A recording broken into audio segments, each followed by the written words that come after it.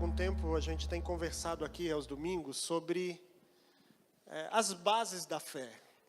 A gente vem falando sobre fé, oração, salvação, batismo, ceia, enfim, diversas questões que estão diretamente ligadas à fé cristã. Porque nós, já desde os tempos da Betesda, a gente fez uma opção por um caminho que não é um caminho fácil, não é. Talvez alguns irmãos que têm chegado há pouco tempo ainda não conhecem a nossa história e o caminho que a gente escolheu, mas só para você compreender o que eu quero dizer. A gente já não se enquadra mais dentro do pacote que a gente chama de evangélico.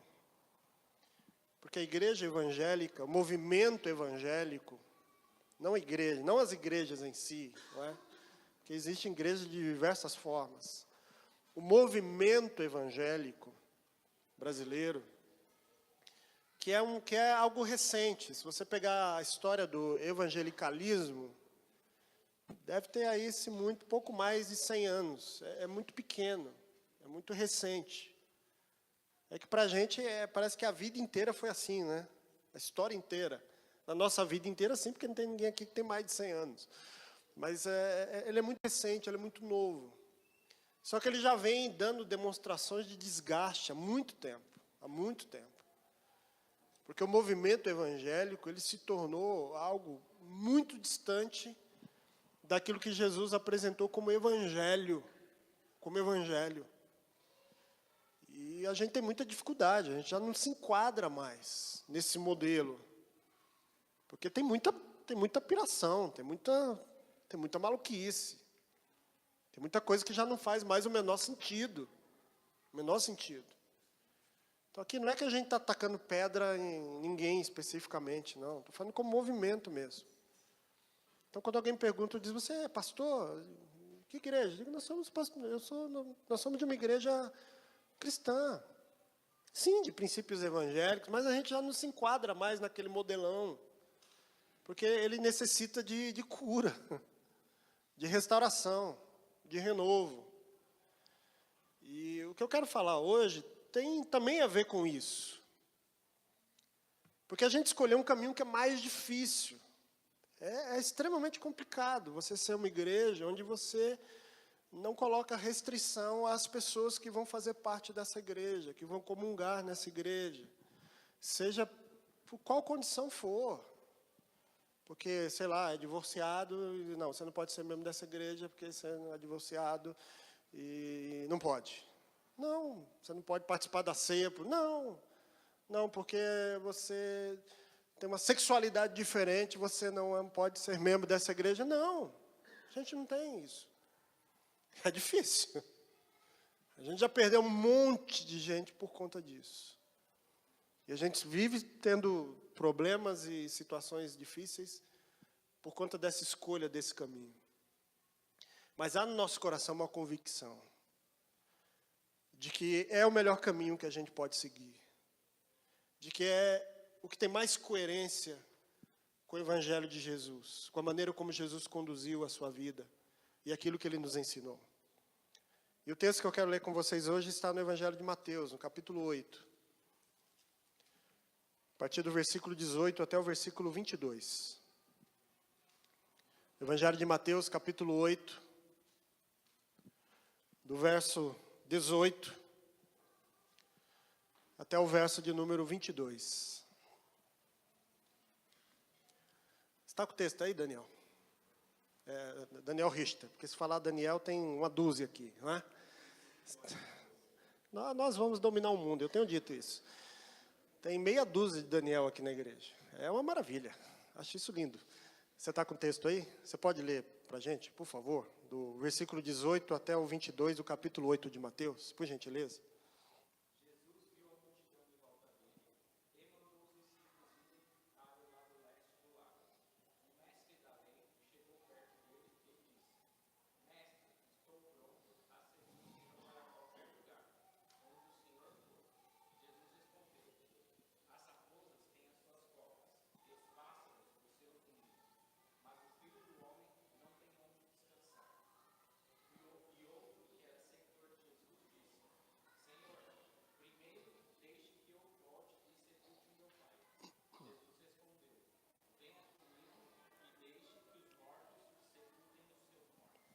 Amém. Obrigado, Daniel.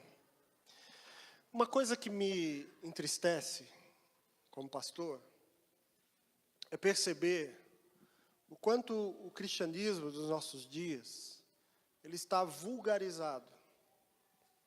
O quanto a fé cristã ela está sendo banalizada. Banalizada. Hoje, um culto, para ser considerado uma bênção, sabe?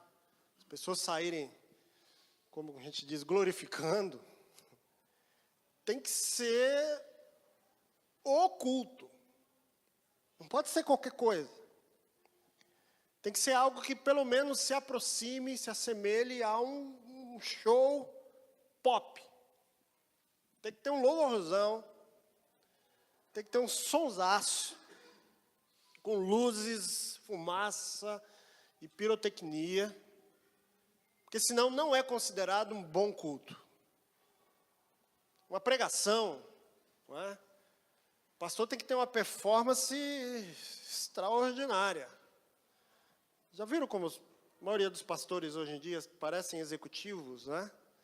Aqueles ternos bem modelado, feitos sob medida. Aquele sapato que só o Will tem um sapato desses. Sapato extraordinário.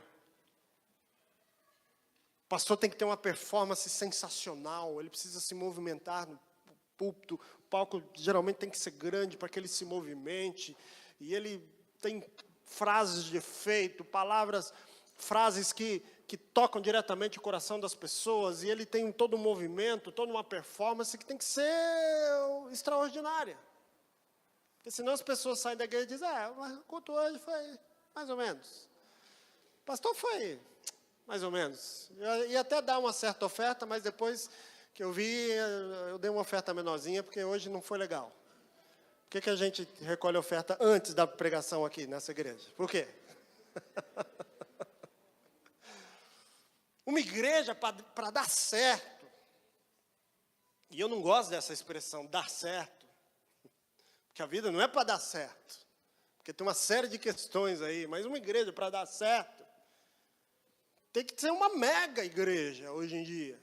Tem que ter uma mega estrutura. E a gente está vivendo esse tempo aqui no Brasil, né, das mega igrejas.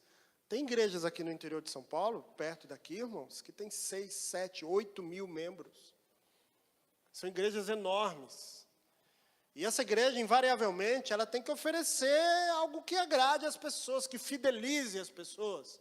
Tem que pregar sobre prosperidade, tem que ensinar as pessoas a como aprenderem o macete da vida, não é? Tem que prometer bênçãos dos mais variados tipos, senão as pessoas não se interessam. As pessoas não se interessam. Em contrapartida, quando a gente vai pensar na postura, na vida pessoal de cada cristão, de cada crente, de cada pessoa que está envolvido nesse modelo aí que eu estou citando, hoje é muito fácil uma pessoa se considerar cristã. É muito fácil uma pessoa dizer, não, eu sou crente, eu frequento a igreja evangélica, eu sou seguidor de Jesus. Conversão, novo nascimento, verdadeira mudança de vida, parece que já não são mais tão importantes assim. Basta eu aderir a uma igreja. Basta eu procurar uma igreja e dizer, eu quero frequentar aqui e tal.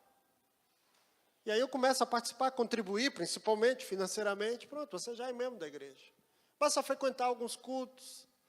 Basta algumas pessoas hoje em dia citarem alguns versículos bíblicos, geralmente completamente fora do contexto.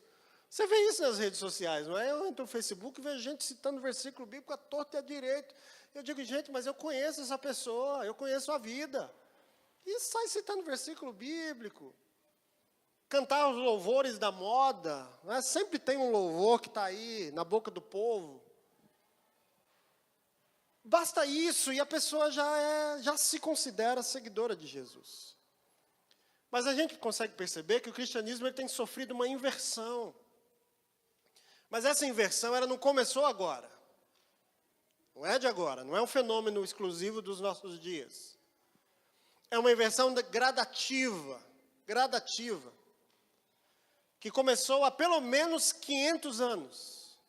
Há pelo menos 500 anos, no período chamado de Renascença, ou Renascentismo, que foi um movimento humanista que surgiu na Europa, ali, alguns dizem já no século XIV, outros dizem um pouco depois, enfim, mas isso não importa, que foi um movimento marcado por profundas transformações na vida das pessoas, transformações da sociedade, na política, na economia, nas ciências, na filosofia.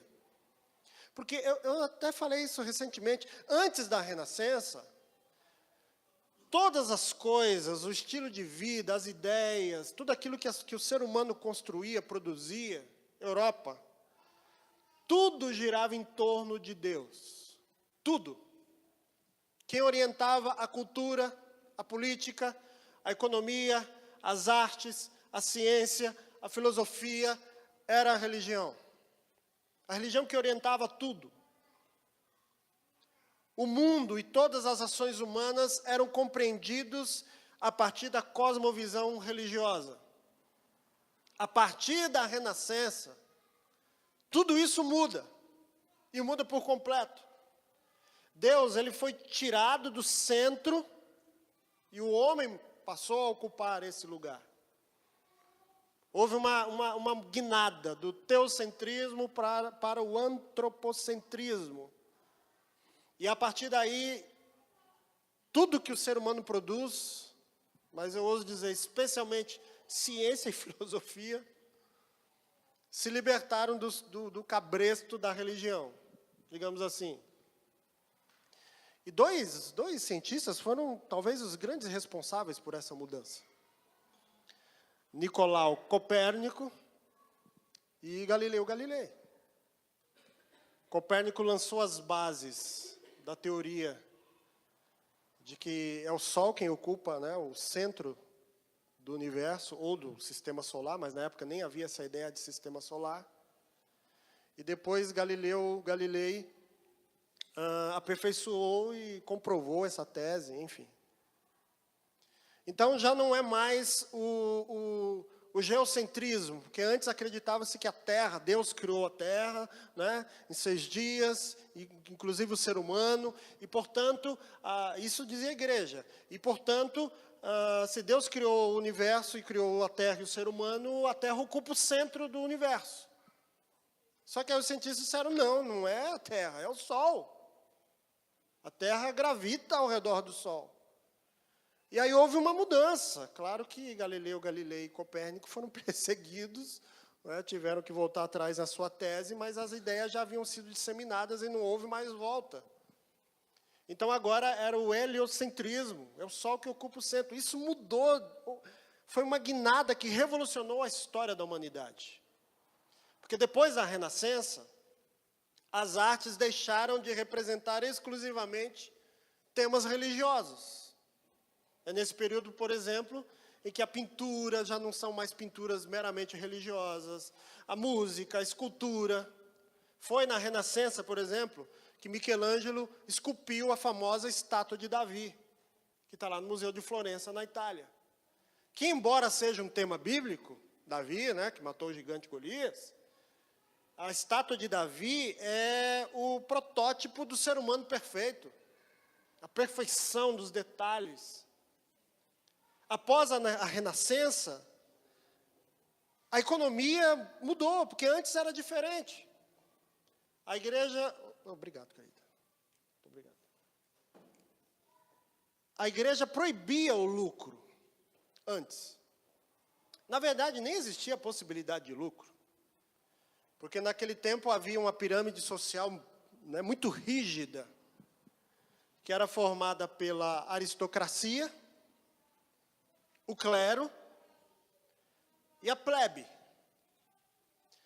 A aristocracia era formada pelos reis e pela corte, pelos nobres, não é?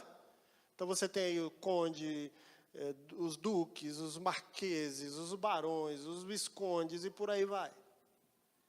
O clero eram os religiosos, que mamavam nas tetas da corte, que parasitavam ao redor da corte. E a plebe, a gente sabe quem é o povão. É a patuleia, como diz o meu amigo Gedeon. É o povão que sustenta a riqueza e o luxo da corte e do clero, e que nunca vai deixar de ser povão, porque não havia a menor possibilidade de ascensão social. Quem era da plebe nunca conseguia se tornar nobre. Então, aqueles filmezinhos Água com Açúcar que você assiste lá, que a menina vira princesa, naquele tempo, esquece.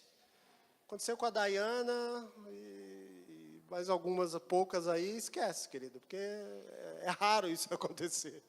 É raro. Então, havia essa estrutura, mas a partir da Renascença começa a ideia de lucro, porque essa estrutura ela desmonta, e foi o período, inclusive, que marcou a transição do feudalismo para o capitalismo. Agora existe uma nova proposta de que, uma tese de que qualquer pessoa pode mudar de vida, não é? Pode ascender socialmente através do seu esforço pessoal. Que é uma tese, convenhamos, muito fajutinha, porque eu conheço gente que trabalha, rala e transpira, e sua, e não consegue ascender socialmente. Então, tem um certo limite isso daí. Vamos devagar com essa tese capitalista. Mas para você entender como mudou a economia, antes da Renascença, política e religião eram irmãs siamesas, andavam grudadinhas uma na outra. O Papa tinha autoridade sobre o rei. Era um negócio muito louco isso daí. Porque o Papa podia mandar no rei, mandar e desmandar. Só que, em contrapartida, o rei escolhia os cardeais, que depois, dentre os cardeais, surgia um Papa. Então, era uma relação muito próxima. E uma relação até muito promíscua entre ambos. Com a Renascença surge o Estado laico. Estado é uma coisa, religião é outra. As coisas têm que ficar separadas. A política não precisava mais da influência religiosa. O Estado não está mais atrelado à igreja. Isso foi muito bom. Muito bom. E é uma luta que até hoje a gente tem que manter. Porque existem os cabos da Ciolo da vida que só por Deus. Então, a gente precisa tomar cuidado com isso aqui. Na época era assim, isso mudou. Foi, por exemplo, no período da Renascença que Maquiavel escreve, né, o seu tratado de política, que é o Príncipe. Você lê o Príncipe, você arrepia, é de arrepiar o Tony Ramos, arrepia inteiro, porque é horrível de ler aquilo, as propostas, porque aquilo é a essência da política. Então, a Renascença foi mais ou menos assim um período de chega de religião. Chega. A gente não aguenta mais. A religião manteve as artes, a ciência, a política, a filosofia, tudo cativa, tudo submissa a ela. Houve esse rompimento, as pessoas disseram, chega, a gente não aguenta mais de religião. Porque a religião atrasa a vida da gente. A religião é responsável pelas superstições, pelo obscurantismo, pela ignorância das pessoas. Então, a gente não quer mais saber disso. Isso aconteceu na Europa e se difundiu pelo mundo todo. Claro que de maneira gradativa, né, irmão? Não é assim, automático. Não é? E não foi de todo ruim. Porque, inclusive, foi a partir daí que surge a Reforma Protestante. Martinho Lutero, na Alemanha, vai dizer que agora existe a possibilidade da livre interpretação das Escrituras.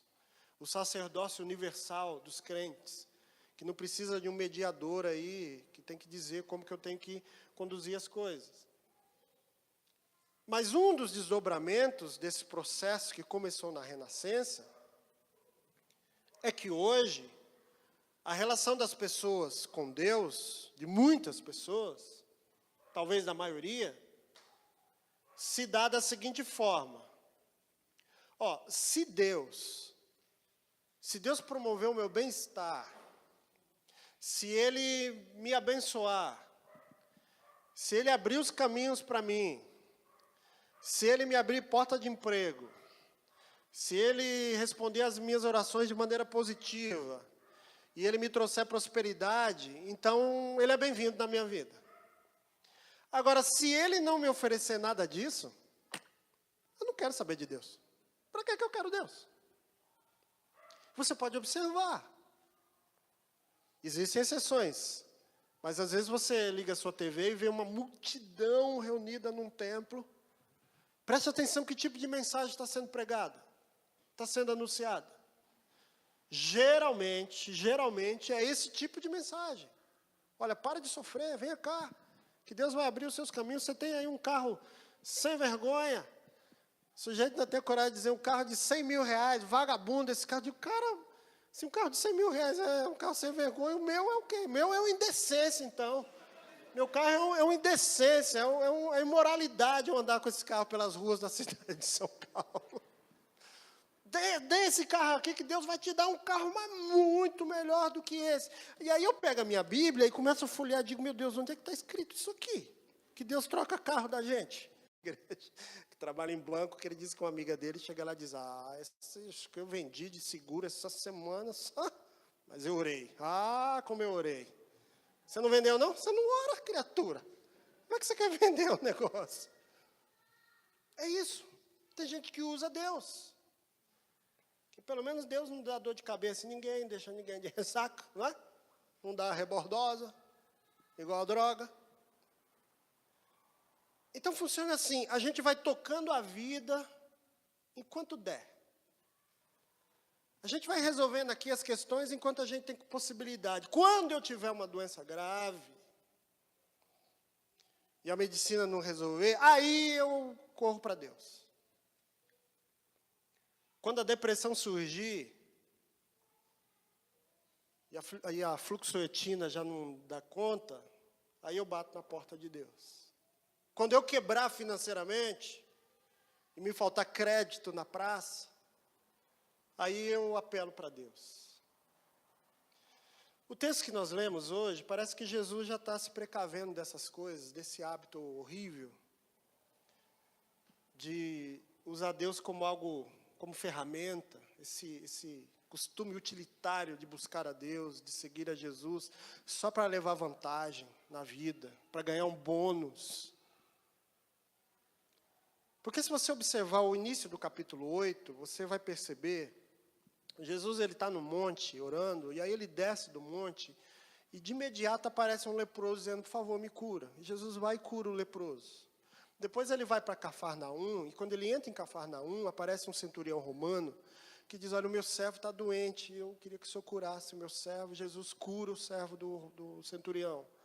E aí depois Jesus, ele não tem casa, ele está morando na casa de Pedro. E aí ele vai para a casa de Pedro e chega lá a sogra de Pedro, não sei o que aconteceu com a velhinha, que ela está doente, está de cama. E aí Jesus vai e cura a sogra de Pedro. E aí diz o texto que quando chega a noite, um monte de gente sabe que Jesus está ali, e o pessoal leva um monte de endemoniado para Jesus libertar. E aí Jesus vai e liberta os endemoniados. E aí no versículo 18 que o Daniel leu, diz que Jesus ele olha ao redor, ele vê uma multidão. Ele vê um monte de gente. E o que Jesus faz? Jesus olha para os discípulos e diz assim, vamos embora. Vamos para outra margem.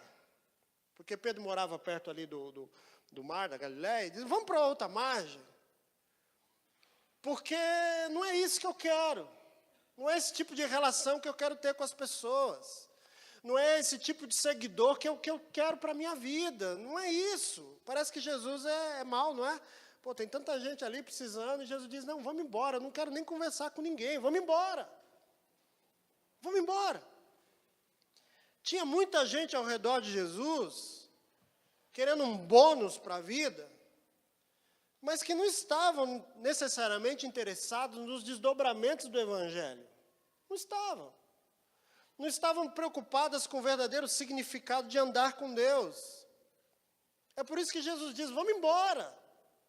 Porque Jesus não queria que o cristianismo descambasse numa romaria mística em busca do milagre pelo milagre. E está cheia de gente fazendo isso hoje em dia. Gente entupindo igrejas, por que você vem fazer? Eu vim buscar a minha bênção. Vim buscar a minha bênção.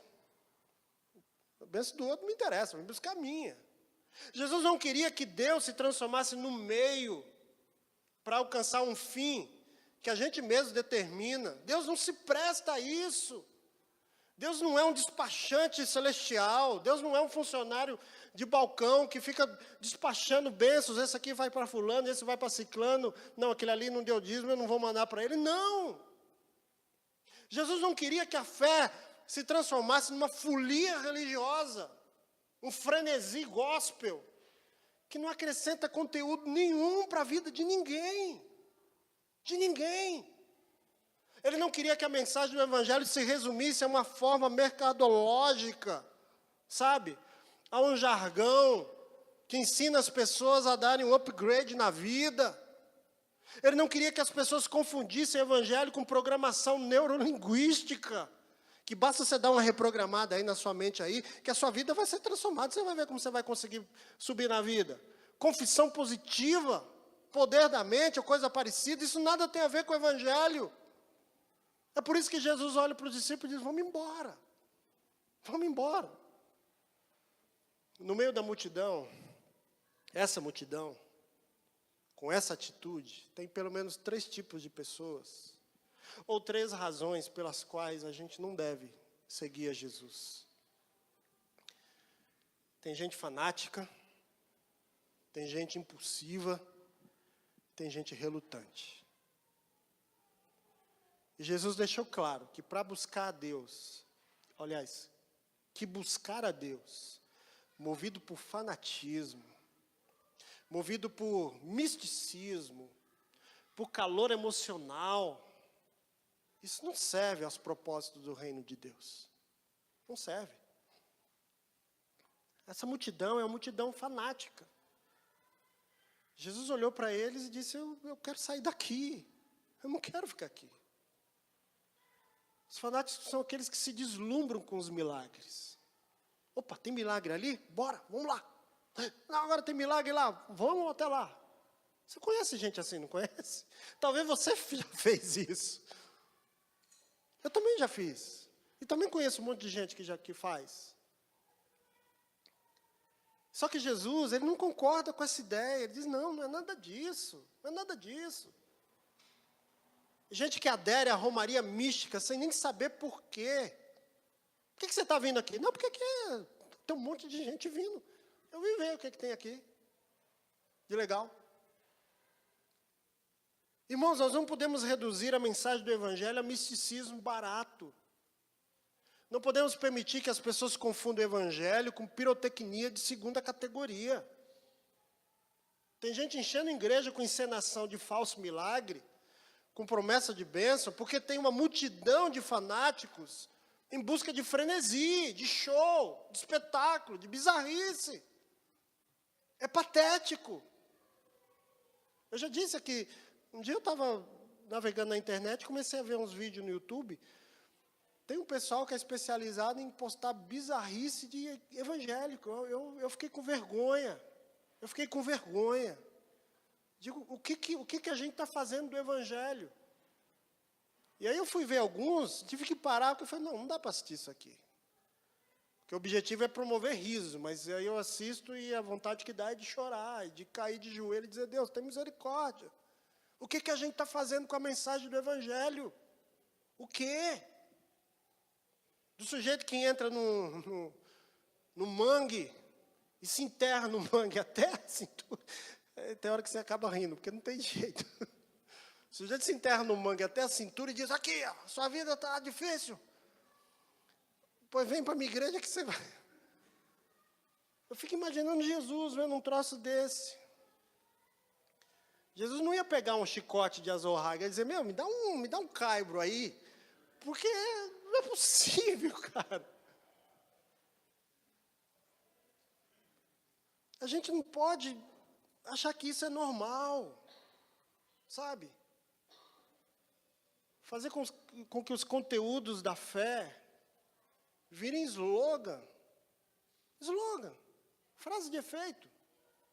Jesus abandona essa multidão, porque a fé cristã não é calor emocional, não é frenesi coletivo, não é isso.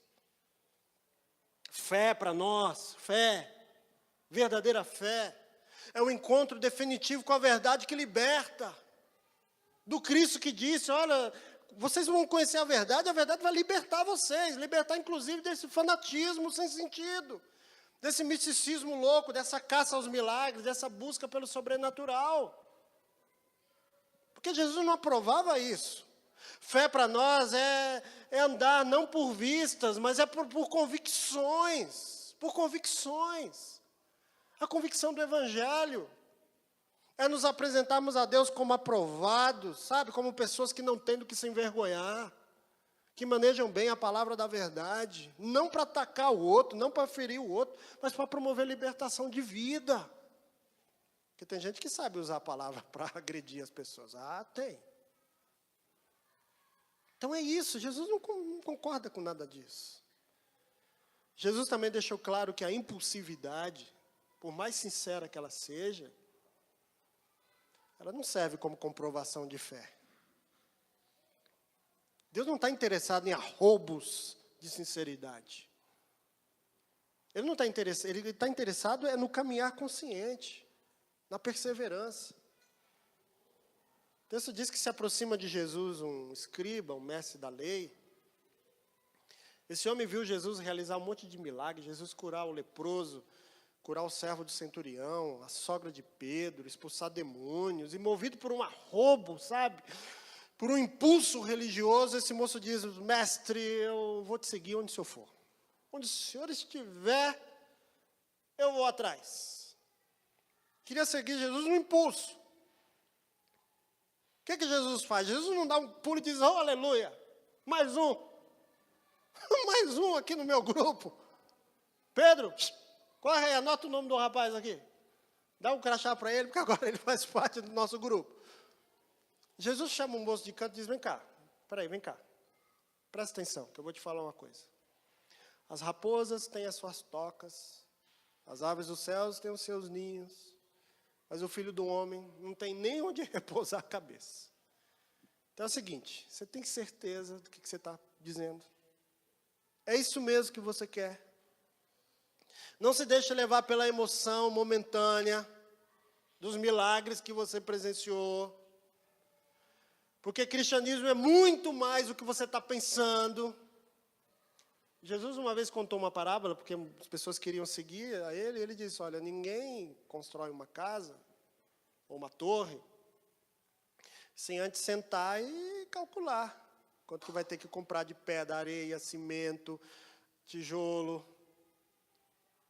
Nenhum rei vai para a guerra sem antes calcular direitinho que tipo de exército vai precisar, quantos homens, quais as armas. Jesus está dizendo o seguinte, olha, me seguir não é de qualquer jeito. Não é assim por impulso.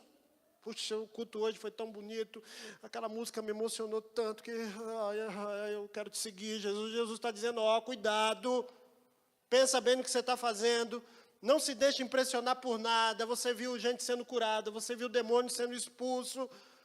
Vai para casa, pensa bem, reflita bem, calcule o custo de seguir alguém que não veio oferecer solução mágica e fácil para ninguém.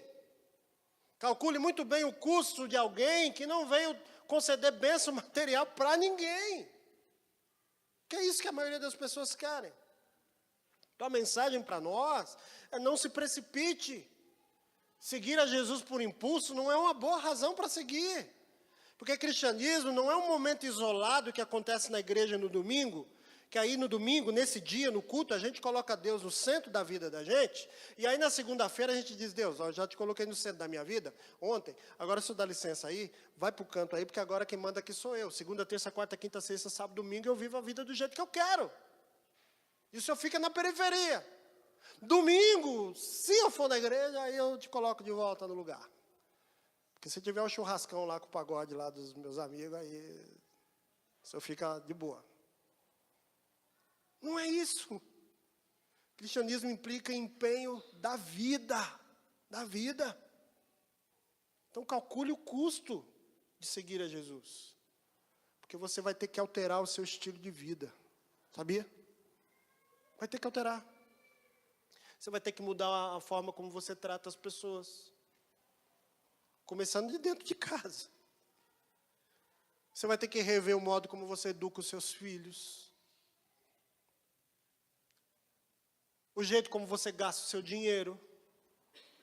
Então, calcule o custo. É o que Jesus está dizendo. E por fim, meus irmãos, a fé cristã, ela ocupa o lugar central na vida do verdadeiro cristão. Nunca uma posição periférica. Nunca. O texto diz que chega um outro sujeito que é um discípulo de Jesus. Ele diz: Senhor, eu estou muito empolgado com esse seu projeto de reino. Estou empolgadíssimo, mas primeiro eu preciso enterrar meu pai. Tudo bem, eu volto daqui a pouquinho, é rapidinho. Esse é o relutante. Ele até quer, mas tem uma coisa ali que impede. E Jesus olha para ele e diz: não. Não. Me siga agora. E deixe que os mortos enterrem os seus próprios mortos. Essa fala de Jesus é difícil de entender, né? O que Jesus está querendo dizer aqui? Não é que Jesus estava proibindo o moço de enterrar o pai. Não é isso. Aliás, não é, a ideia nem é de que o pai do moço morreu e diz: meu pai está sendo velado lá no cemitério, eu preciso ir lá. Não, nem era isso. O que o moço estava dizendo é o seguinte: meu pai, eu preciso cuidar do meu pai. Ele está velho. Eu preciso cuidar dele até que ele morra, até que eu o enterre. Quando Jesus diz: não, deixe que os mortos enterrem seus próprios mortos e você me siga, Jesus está passando uma mensagem. Porque enterrar o pai, a mãe, cuidar de alguém próximo, familiar, é o dever mais sublime que um ser humano pode ter. É obrigação de qualquer filho, não é? Cuidar do pai e da mãe, no final da vida. Jesus está dizendo o seguinte: se enterrar o pai não tem a importância que tem o reino de Deus, imagine qualquer outra desculpinha esfarrapada que a gente dá. Imagine. A justificativa de que eu não posso seguir Jesus agora porque eu preciso cuidar do meu pai até que ele morra, essa justificativa é muito forte, ou não? Claro que é. É forte, é muito verdadeira.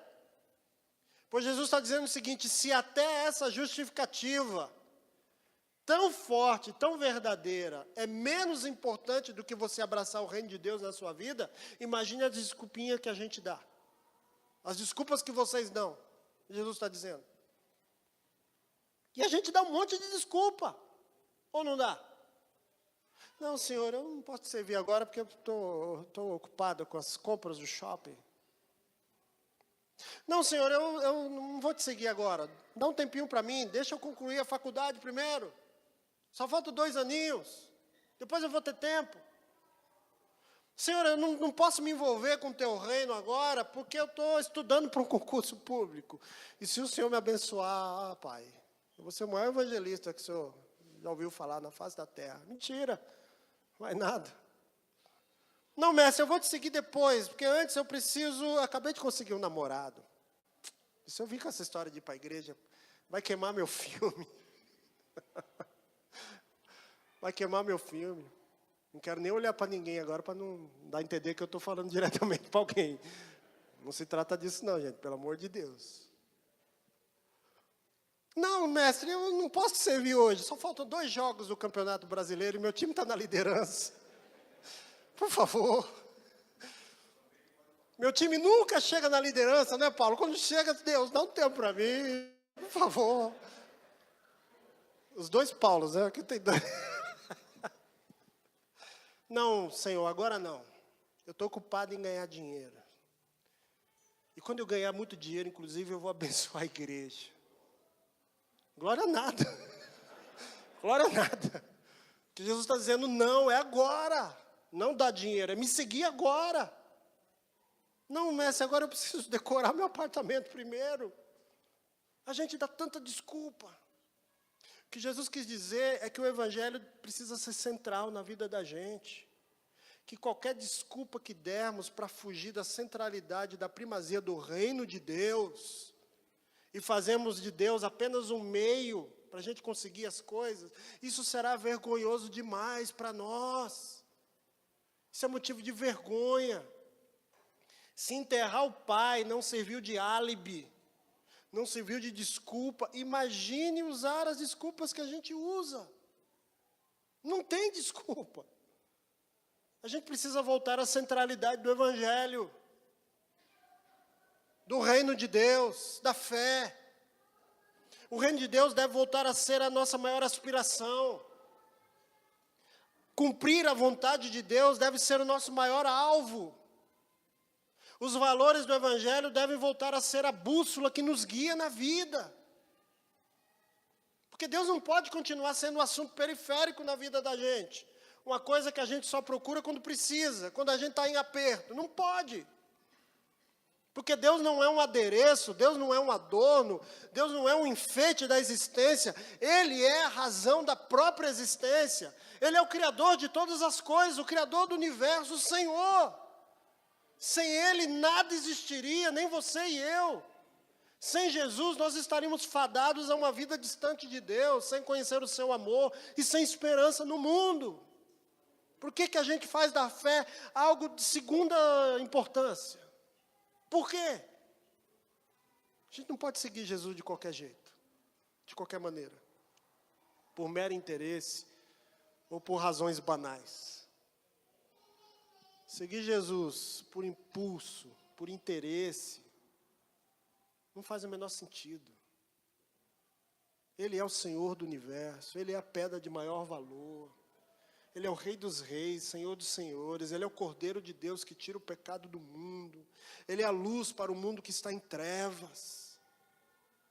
Pedro disse, para quem a gente vai? Se só o Senhor tem as palavras de vida eterna. Ele é o pão que sacia a nossa fome de vida. Ele é o caminho, Ele é a verdade, Ele é a vida. Por que a gente insiste numa vida desconectada de Deus? Onde só domingo é o dia que a gente, não, eu separo 2 horas do meu tempo, Deus. Me deixa. Me solta que eu quero viver. Você pode viver. Eu sou radicalmente contra uma espiritualidade opressora, castradora da vida, que tudo é pecado, que você não pode isso, não pode aquilo, isso, aquilo outro. Não, deixa eu dizer uma coisa para vocês, a maioria já sabe, mas talvez alguns não saibam. Pastor não é babá de crente, que a gente precisa ficar dizendo o que você deve ou não deve fazer da sua vida. Isso aí é infantilizar as pessoas. A gente pode conversar, orientar, ajudar na caminhada da vida, é isso que eu tento fazer. Mas não dizer o que você tem que fazer da sua vida, se você pode, se você não pode, fazer isso, fazer aquilo. Isso é decisão que cabe a você. Você precisa ter autonomia, maturidade, consciência, inclusive para lidar com as consequências das decisões que você tomar na tua vida. E assim para todo mundo. Não estou falando de menor de idade, que a gente tem que orientar e dizer, isso aqui você não pode fazer, não. Estou falando para adulto. Então não adianta uma pessoa vir 48 anos de idade, dizer, pastor, arrumei uma namorada. Só acha que eu devo casar com ela? Dizer, cara, eu não vou lá saber. A namorada é sua, não é minha. Eu que vou saber. Aí eu digo, deve ou não deve, aí o cara faz aquilo que eu falei, depois se estrepa na vida e vai dizer, a culpa foi daquele pastor que falou que eu tinha que casar, aí me casei e me lasquei todo. Não, é você que tem que saber o que você faz da sua vida. Então, não é que você tem que ter uma espiritualidade opressora, ou que você tem que ficar segunda, terça, quarta, quinta, sexta, sábado, domingo, sempre com Jesus na boca, e tudo é Deus, e tudo é para honra e glória do Senhor Jesus. E, eu tenho muita dificuldade com gente que é assim, inclusive, porque eu desconfio que tem alguma coisa que ele está tentando ocultar.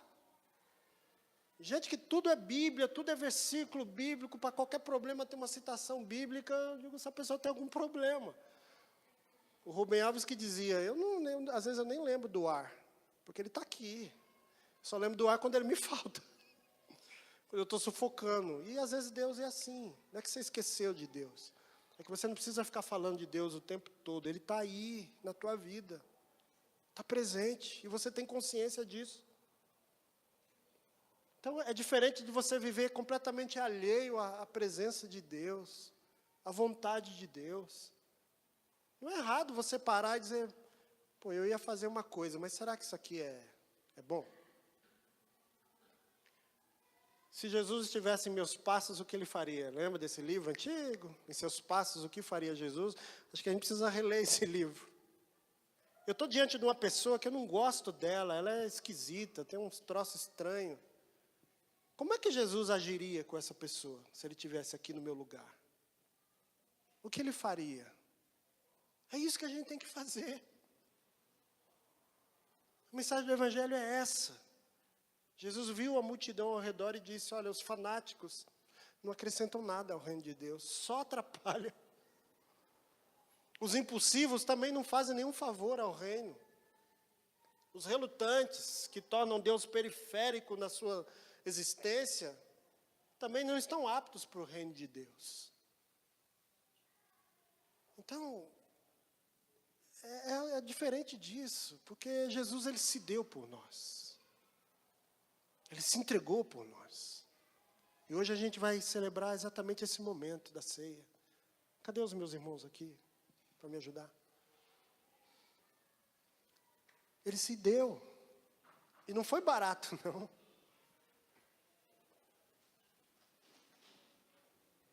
A escrita de dívida, diz as Escrituras. Eu já ouvi alguns pastores dizendo que Deus tinha uma nota promissória, né? O diabo tinha uma nota promissória e tal. Eu tenho dificuldade com essa figura de linguagem. A dívida era nossa mesmo, com relação a Deus. É como se a gente devesse para Ele.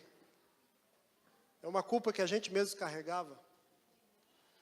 E na cruz Jesus disse, não deve nada.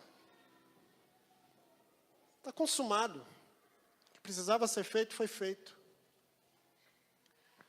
Você é amado e amada de Deus. Não importa a sua condição. Ele te ama.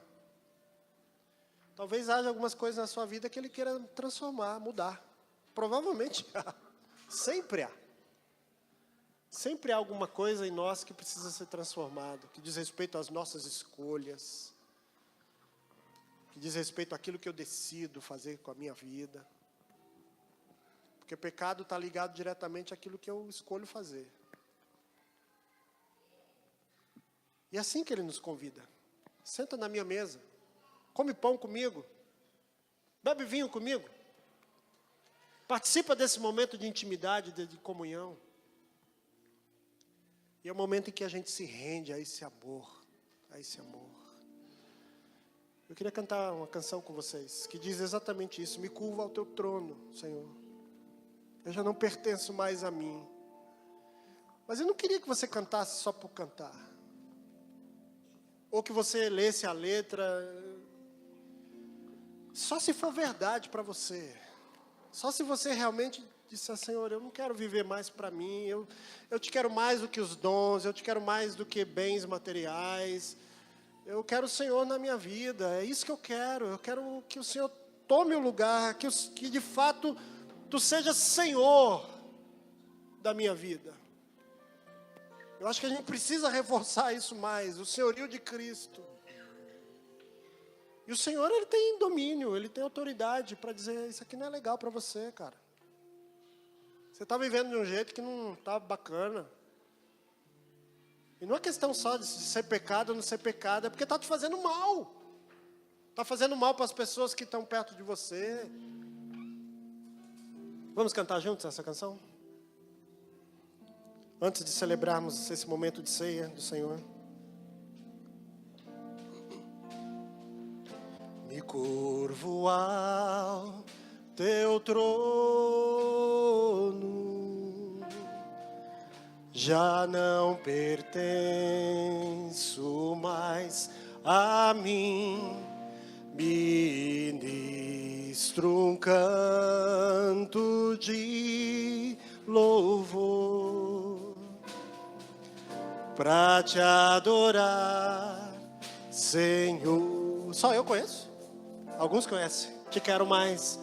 Te quero mais do que os dons, do que qualquer outra coisa.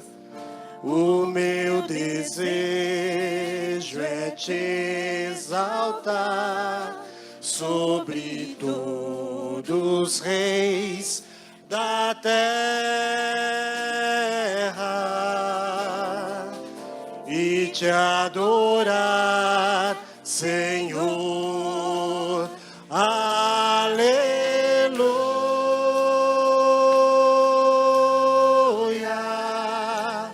aleluia,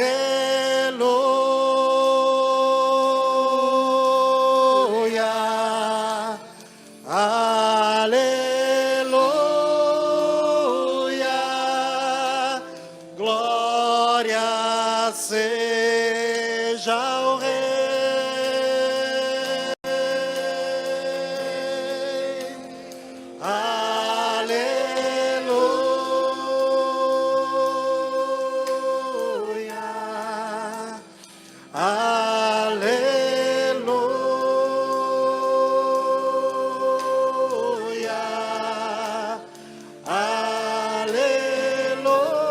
Aleluia, glória seja